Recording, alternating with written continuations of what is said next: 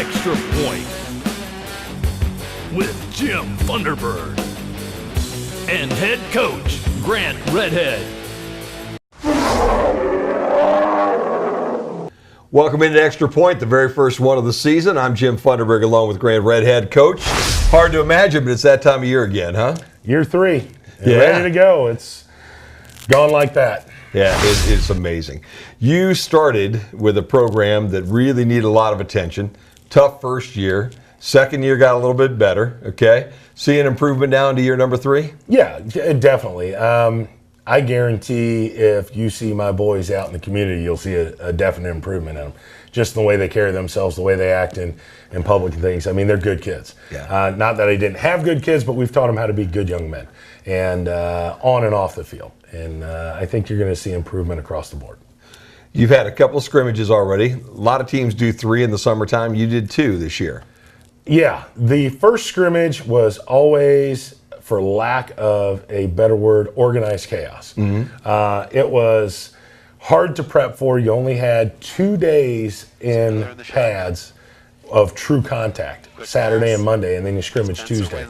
And to go full go against another opponent, we hadn't got all our tackling fundamentals in. We hadn't got all our, I just didn't feel it was the safest environment. And we always came out of it feeling, wow, we didn't get much out of that. We feel worse about our team because you just can't get ready. It's not, it just wasn't productive. So we chose to go to 2, and we've really liked it because it allowed us to do more tackling drills and things like that, get the kids fundamentally prepared for it. Our first scrimmage we did okay in. We knew that we saw we needed to do more open field tackling, but offense looked good, and I just think we're more pleased, and the kids were happier because they didn't feel the pressure in the scrimmage. Yeah. Paulding, I saw the other night. I don't think that's a great Paulding team, but you look like you had an offense that moved the ball up and down the field all night long. Last year they were okay. This year they're young, and but it's 30 minutes down the road. They're of similar size, and we were both looking for a third scrimmage because Anthony Wayne was going elsewhere. So I thought it'd be good. Yeah. Plus, when you go into a scrimmage and you can pretty much dictate everything in it, it gives your kids confidence for game 1. Yeah. And that's what we wanted. I was never a big fan of that Anthony Wayne scrimmage because there you do have a school that's much bigger than we are. They're generally got a pretty good program, all right?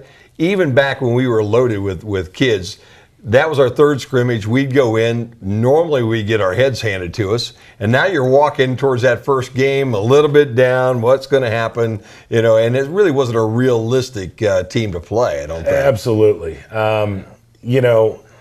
You want some competition. You don't just want a cakewalk with your kids. But there's the other side of that coin, too. That, you get somebody that they were state semifinalists last year in Division II. Yeah. And, we lost 21-0. Our kids played pretty tough, and they got some confidence. But the year before, they handed us our hat and some change. No doubt about that. And it was rough, and the kids come out dejected. So both of us were in agreement that it was a good thing that we were going to stop that scrimmage. I'm not scared of competition, but I'm also a realist. Let's do what's going to be best for our kids. Yeah, no, I agree with you. Looking at the game the other night, it looks like Zach Nobis has taken steps forward this year. You got a quarterback now with another year under his belt. Have you been happy with the way Zach's come to play this year? Oh yeah, he's outstanding. I know not a lot of people may know where I came from in the caliber program I came from, but we were top 25 in the state of Florida, and that's a pretty good state for football. And to say that he could have started for me at quarterback down there is huge, and he could have. This year he's developed to a point that, his body's ready, his mind's ready. He's a quarterback from the chin up and chin down, and that's where he's making the plays. He had a great scrimmage against Hicksville and another one against Paulding. So I think that we'll be able to throw the ball on anybody, and through the pass we can open up the run. Yeah. I don't think anybody remembers, or maybe they do, but he wasn't really healthy at the beginning of last year. He got hurt playing baseball, and I don't know that Zach ever was healthy last year, was he? Not until the end of the season, and that's when we transitioned into what we're doing now. last year we had to go into the eye and into the pound the ball up the middle because Drew Peters is a great athlete, but he's a little short for quarterback. He wasn't the best passer. He could get us through, but he was a great athlete and he could make things happen. We had backs to run the ball, but our passing game was very, very weak. This year we've got, as one of my assistants that's been here a long time said, the best receivers we've ever had. They had great athletes at receiver before and on those special teams, but these guys are true receivers, and Zach is a very polished passer. Yeah. So now we can do the things we need to. Last year we had to kind of go into, all right, let's survive, and we need to get him healthy. He did break his collarbone in Acme baseball, and then he had a kidney issue that he was in the hospital for 10 days. Yeah.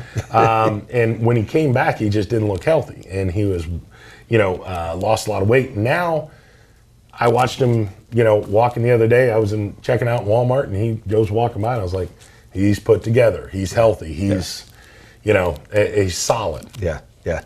Looks like that offense has changed just a little bit, and you've got a new offensive coordinator this year. Has that had anything to do with it? A little bit.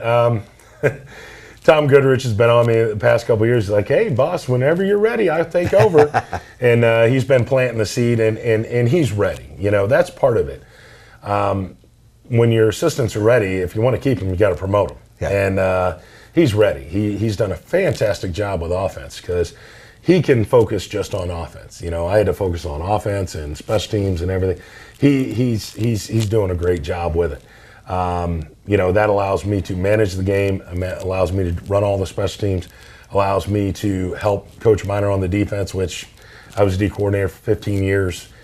That's my home. That's my, I love it, but it's worked out well for the staff. Yeah, yeah. Well, I want to talk about that defense, but we need to take a break first, so we'll take a timeout real quick on the extra point. When we come back, we'll talk defense, and we'll also get ready for Van Wert right after this timeout. Back to the extra point, Coach. The defensive side of the ball, I think from everything I saw, offense looks like it's going to take care of itself.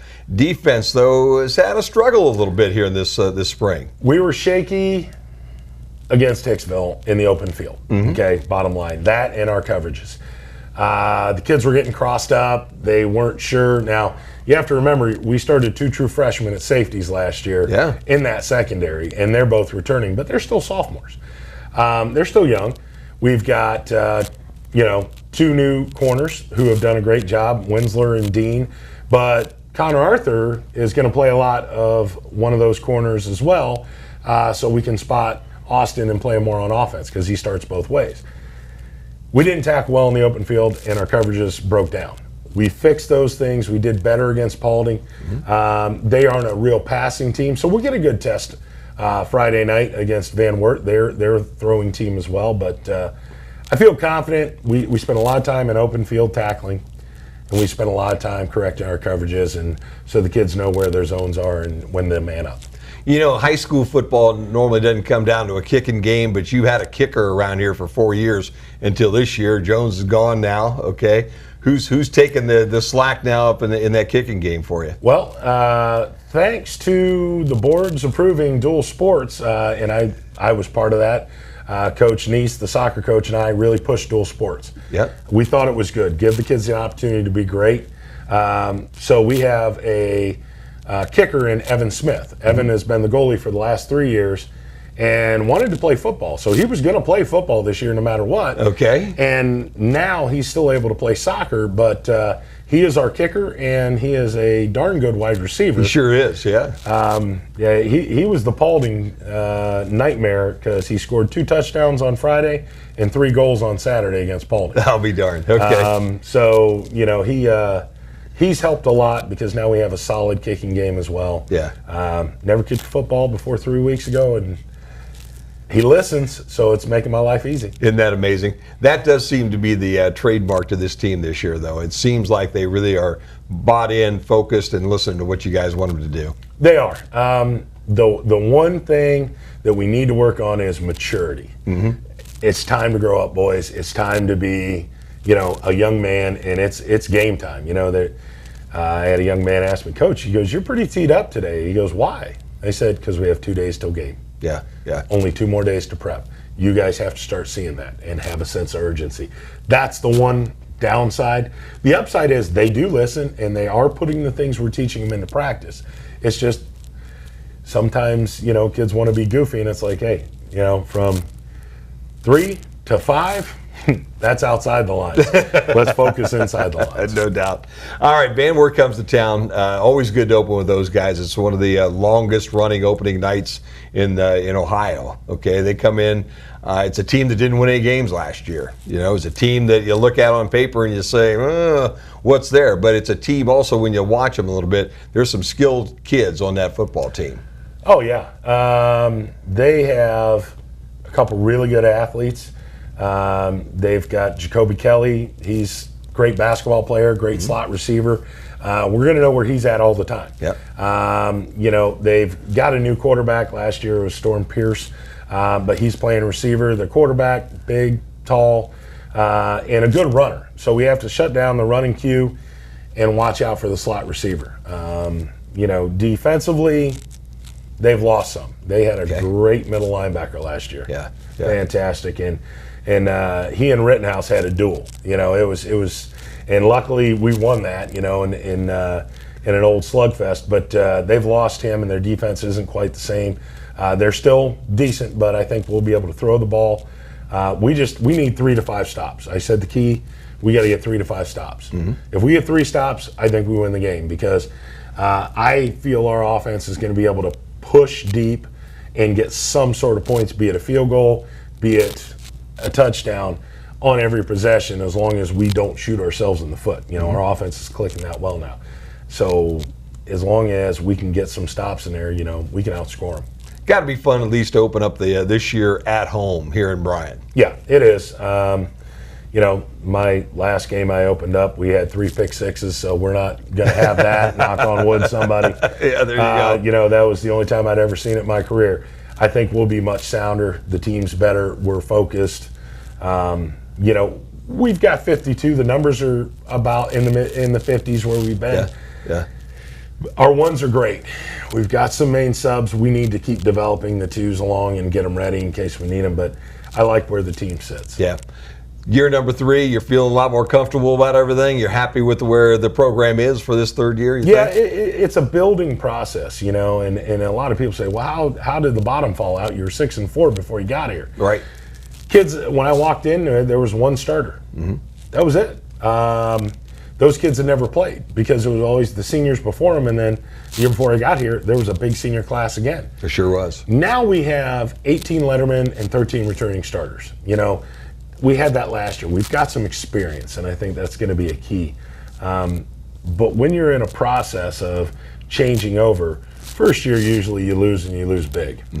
Say it happened to me at South. Second year, you win more than you lose, or you win and you lose, but the games are close. Right. We had 4 games that were within a touchdown. They sure were. This year, I think we're going to win a lot more than we lose, and the games are going to be close at times. But, I like where we're at in the league. I like where we're at, with our schedule. And then I think, we're priming. I like where we're going, and I think next year is going to be even better. Yeah. Well, we can't wait, man. It is Friday night. It's time for everybody tee it up and kick it off. I think you're the same way. Yeah, I hate preseason. I just want to get to games. I like getting into the nuts and bolts and breaking the teams down. And we spend about 15 hours on the weekend that people don't see. Yeah. Meeting and game planning and breaking down film. And, we just don't show up and say, okay, guys, let's go and roll out the balls. It's a lot of prep work. And when it works, it's very rewarding. No doubt about that. All right, that'll do it. Best of luck, Coach. Thanks, sir. Go get them tonight. Van Wert and Bryan, that's next here on BMU TV in the Q. Looking deep, finds an open receiver, and making the catch is Spencer Winsler.